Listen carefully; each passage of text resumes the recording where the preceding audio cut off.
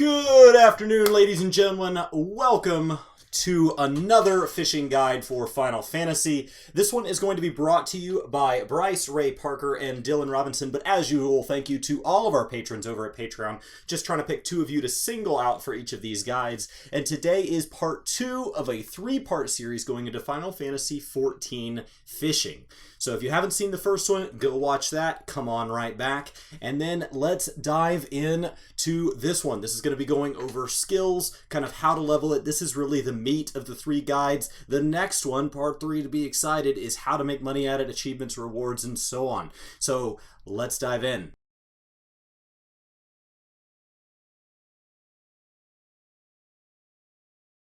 So here we are just outside our free company house, and we can actually open up our skills here, and we're going to start off by just going through them one by one. Bait is, just as I mentioned last time, is where you choose which bait you're using out of your inventory. They are stored in your inventory. This is where you choose which one is active. Quit is how you stop casting, but you can also just do that by moving. They'll put it away automatically. Cast, obviously going to be your biggest one. That's how you cast. Cast light. If you're ever fishing at night, this just puts a green little glow on the tip of your rod, and so that's how you kind of decide whether or not that helps you see. If it doesn't, don't worry about it. You only have to put it on kind of once per session. Hook is how you attempt to hook what's on there. So basically, if you're playing with a controller, the 2 most important things to bind are cast. I usually set that to, maybe pull the trigger in X, and then hook, which you can just set to pull the trigger and circle, and you can just sit there and just have the trigger pulled anytime you want to throw out a cast or the controller vibrates. Now, as we fish for a little bit longer, you're going to start to have to go up in zone to continue to get that experience from fishing. And we'll talk a little bit about experience in a second, but you will need to start stealthing. Just like the other gathering classes, you really have no ability to fight off monsters, and so you're going to need to be stealthed. But the nice thing is there's not a whole lot of moving, so you just kind of get to the rock you want to get to, switch to fishing, stealth, sit there and fish to your heart's content. Now, release is how you can actually unhook a fish. The only reason you want to do this is it's clogging up your inventory. There's a different thing later that helps you release it for a certain reason, but this is going to unhook that fish and all of those of the same type at your current location. I wouldn't really do this. I would just leave it on most of the time unless you're really worried about inventory space, because getting a bad fish and selling it for something is better than selling it for nothing. Mooch is actually going to be how you take a fish on your line and use it to catch an even bigger fish. You will see in some of the fishing guides online when you're looking at how to catch certain fish that some of them require the only way to catch those big fish is mooch. They're not interested in what you can put on as bait selections. You're supposed to use those bait to catch a small fish and then toss that fish back out to catch a much larger fish. And so when you need to catch a high quality of that much larger fish, that can be very difficult to do, because you're only going to get a chance to mooch when you can't mooch every time you catch a fish. It's only, I believe, high qualities that you can then mooch. So you have to catch a high quality, then catch another high quality. That can be very difficult. Now, snagging adds extra hooks to the line, makes it possible to catch things that normally are uncatchable, exactly what it sounds like. And then we move on to collect. Now that you're level 50 at that point, collecting is going to drastically change the way you fish. There's a whole different level to fishing at that point. Patience is going to increase the chance that you get high qualities. It does reduce their hook efficiency, but that's not a big deal at that point, because you're really looking for the high qualities at that point, especially if you're trying to collect. Powerful hook set. There's actually other hook sets available, but the powerful hook set, you're gonna want to pay more attention to that when we get into higher level fishing. And honestly, we probably need to have an advanced fishing guide to really talk about when the powerful hook set comes in, because the powerful one, the precision one, those are really specific on use. So most of this you're never going to use. And beyond that, most of these, if this is just a beginner guide, you're not going to need these all the way up until you get to level 60, when you're going to want to unlock that level 61 gig, which is your secondary spear fishing. And that is a totally different kind of fishing altogether. It's most closer to standard gathering, other than the fact that there's a timing involved. So without a controller vibrate, it requires a lot of attention. With a vibrate, it vibrates, and then go ahead and try to stick that fish. And then you're going to have different gig heads, and each of the different gigging nodes are going to have a different loot table depending on the size gig head you put there. So depending on what you want to catch, you want to know what type of gig head that's going to require. You move into Mooch 2 to attract even larger, and then you start to get into these really cool ones. Like I said, a lot of this, you could level 90% of your fishing, and you're really spending very little time post 60 worrying about this, but you have things like veteran trade where you can prevent the fish that you just caught. This is really important when you're trying to catch something because it's worth a lot. So you're trying to catch it to trade it in for leaves or something like that. There's a limited number of times you can fish per node when you're gigging, and so you can actually say, okay, I just gigged that fish, now I don't want to gig it for the remainder of the time. This is your end game. This is what we're building towards. And I think just from reading these that we need to make an advanced guide that talks about the 60 to 70 abilities, how to use them, in what order, because this guide is geared at just getting you started. So let's not muddle ourselves down there, and let's focus on cast, hook, that's it. That's what you need. That will get you all the way to level 50. You will see that there are very few abilities sub-level 50. Now, when we move into cross-class, this isn't really going to matter quite like it does with battle classes. So you don't have necessarily that same interaction other than the fact that your gear does carry over. And we talked about that a little bit last time. Now these abilities down here, these are going to cost GP. That's your gathering points. Crafting runs on CP. That's crafting points. It's just basically your mana for when you're in gathering classes, and that's going to help you decide how many nodes you can really put on Patience, for example, which is going to cost me a GP of 470. I only have a GP of 680. So the question now is how to level it. And the first way is obviously we can just hardcast it. That's how I spent most of my time. And we're going to go ahead and run over because we're going to be talking about the second way soon. But I just hardcasted it with you guys on stream, and I wasn't trying to get there quickly. I wasn't worried about the amount of money per hour. I wasn't worried about how long it would take. I just enjoyed the casting. And you can see I did have to sometimes look up what bait was in the next area. And the nice thing about that is if we open up the achievement pane, we can actually pop down to gathering, and without diving too far into this, we can see that it's fish 20 times from Lenosia, fish 100 times from Lenosia at certain levels, and we can see that I started working towards those doing that method. So the nice thing about how inefficient that method is you do get a chance to work towards these achievements. Now the downside is it takes a lot longer. So that's going to bring us to our second, and that's to go to your leave meet. Now these guys have different leaves for, you're going to have to keep jumping levels. I recommend that you just go find somebody's spreadsheet online that lists all these guys, what cities, what levels, what fish they want, so you know what to buy. So we can hop onto Fieldcraft. The nice thing about the one in Kugane is we can also buy them here. And we can see that he carries the 60s through 68s. So this card up here is going to tell you everything. Now, the card up here is going to tell you whether or not it can be turned in multiple times. So the nice thing about whether or not they can be turned in multiple times is you have to weigh that against how many leaves you have and cost. And so this one here is the one that I can turn in, I believe, multiple times. And so pre-octopied. So let's do the Coromoa octopedes. So we're just going to go buy some of these, and we're going to talk a little bit about time. Now, if you can catch a fish that's worth, let's say, 100 gil, and every time you catch it, it's worth 100 gil, they sell like hotcakes on your server, and the one needed for your leaves is only 10 gil, it is more efficient to catch the one that's 100 gil, sell it, and buy 10 of the other ones and trade those in. Now, the other side of that is if they are listed outrageously expensive, and the most efficient thing for you is to sell the ones that you're doing that, then you have to decide, okay, do I want to fish them hard casts and then sell them and let other people turn them in for the leaves, or do I want to keep them for myself? And then where does high quality fit into that? So if we go to octopedes and always leave partial match on,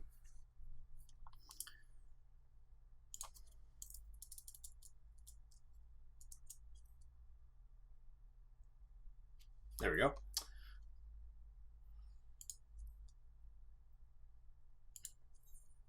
So high quality is 480. We're seeing 500 for these. So let's just buy some up and then head back over. So you also have to weigh, how does the high quality play into that? Because if high quality is double the experience and it's triple the price, you have to decide how valuable your leaves are. Now, most people's leaves, in my experience, sit at cap the vast majority of days they're subscribed. So with a little bit of patience, you shouldn't need to do anything outside of watch the price for the thing that is the better deal and just be patient. So if we go down here and we accept this, great. Now it's ready to turn in. Now check this out. We go to turn it in, and it's going to say, well, where are they? And we have high quality. Do I really want to hand over high quality? Yes, I do. Your reward has been increased by 100%. Okay? So it is double the experience. So you can see here your completion bonus, your gil, everything but the reward itself is doubled. And we did not pay double the price for high quality. As a matter of fact, if you remember, I paid the next high quality thing was still not double the price. So it would have been a better deal to keep doing that. The other thing that you note here is that that one indeed said, do you want to submit additional or do you want to complete it? This means I can keep submitting. And so it just allows you to be more efficient per leave credit, as opposed to if I come over here and I pick up one of these with this symbol on it, I can only turn those in once. Now, the other thing you want to keep an eye on is make sure that they're turning in, all of these were turning in 3, but if it's ever turning in a different amount of fish, that needs to factor into your value, because what you want to pay attention to here is the gil per experience. So if we say, okay, let's turn in some non-high qualities, and I'm capped, so I'm just wasting experience doing this.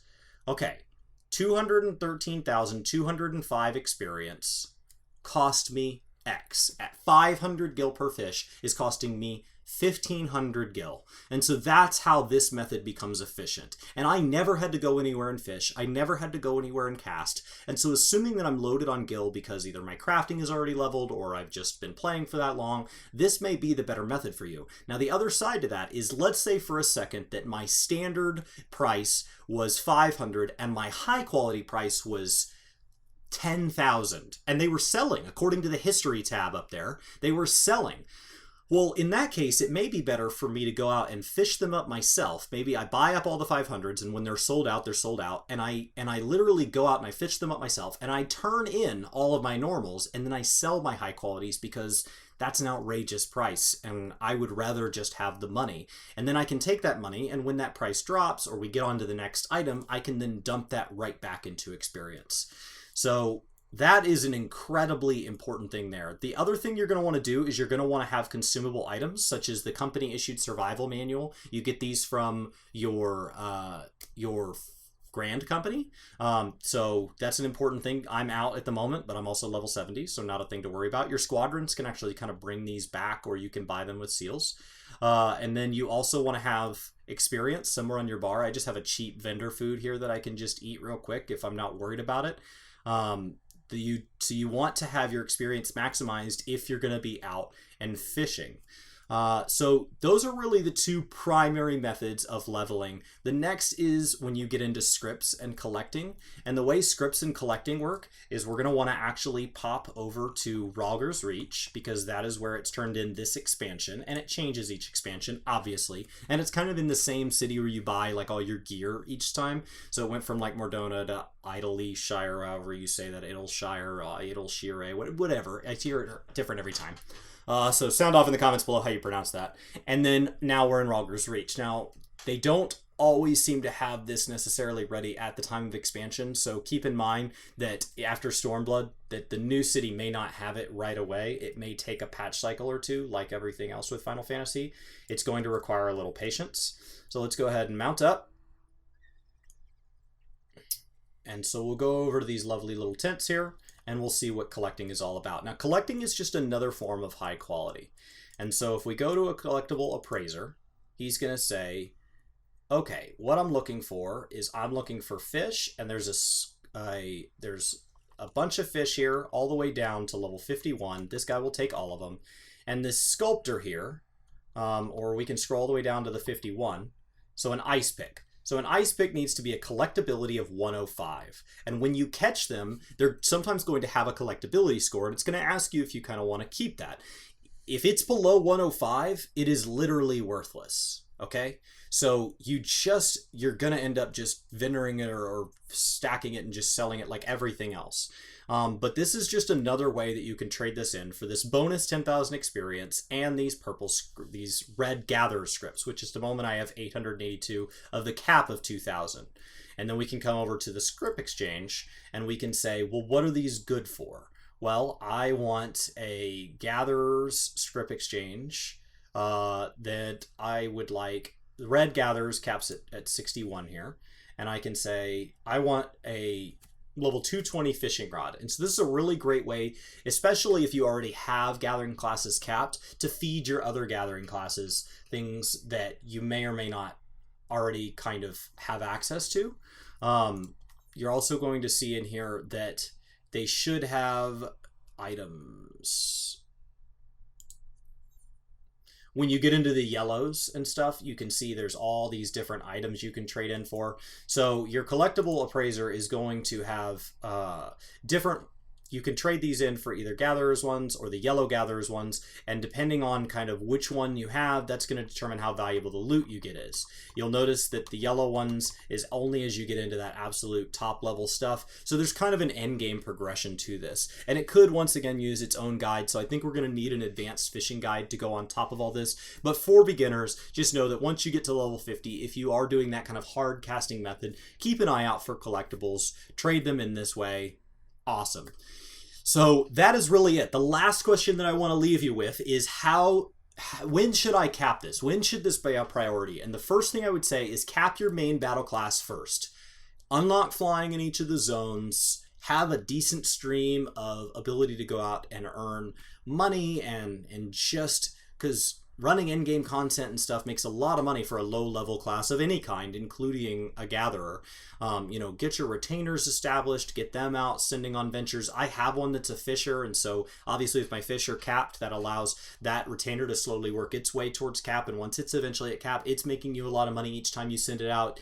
And so just work on getting that capped first, and then take your time with gathering. It is something to be enjoyed. I don't think it's something to see how fast you can do. If you are going to do that, then the fastest way to be just to cash flow it with high quality items and just pump it full.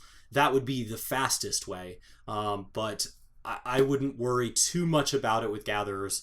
The goal should be to get to cap. It absolutely should. But the part of the joy of crafting is that you can come in and you can focus on all these other things. This whole possible achievement system, it has its own, literally has its own fishing log that's above and beyond the fishing system that kind of just says, oh, well, have you ever really been here? Well, okay, and if we move over to spearfishing, there's all these other nodes, right? And so I've gone and I've caught each and everything on there. And so that gets this nice little complete symbol for you. You get a check mark, so I'm done in the locks.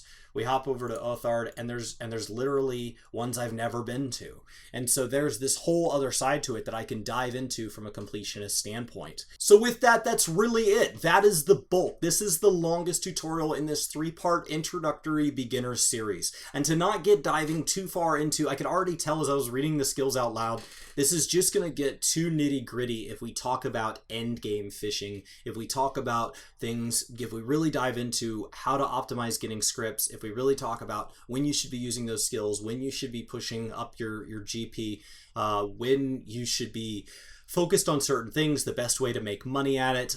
This is just about getting you the basic skills so you can get out there and you can do it, and you understand how leves work, and you can just level it up at your own pace. So I hope that really helps. The third part in this beginner intro series is going to be going over rewards, going over kind of achievements and things like that. So definitely keep an eye out for that last part to the series. It's going to be talking about how to make money at it, both along the way and at cap. And so it's going to be diving in just a little bit more, and then we will have a fourth part at some point that will be that kind of advanced fishing, talking about the end game aspects to it. So as you really start to get close, I did not worry about 99% of my skills until after I was at Cap. Even as I unlocked him, I read it, I was like, oh, that's neat. And I just moved on with my life. That really is possible to just sit there and only focus on cast and hook and make sure you have the right bait in the right water, and you can have an absolute blast. I can do it with a controller. It vibrates, so you can literally have your eyes closed, lean back, have a fan blowing in your face. It's as close to real fishing as you can get if you don't have time to get out of town and actually enjoy a little bit of nature. So thank you guys so much for watching. I hope this helps. I hope you budding fishers out there, get after it and enjoy. This has been Chris with Work to Game. Thank you so much for hanging out, and I'll see you next time. Hey guys, thanks for watching. Brian, do you think there's anywhere they could catch us in the meantime? Right now, Chris, we're probably on Twitch. If it's probably in the afternoon, it could be you. Sometimes you see my face. And we also found this random guy, named Kevin on the street somewhere. I accidentally left my password written on the side of my car. Oh man, that was really a big mistake. But guys, we really appreciate it if you guys hit the link in the description below for our Twitch page. We'd love to see you over there. And you can even subscribe to us over on Twitch. If you're Amazon Prime, that could even be free. Oh my gosh, what a deal. Well, cool. Well, thanks guys so much for watching, and we'll see you next time. Take care.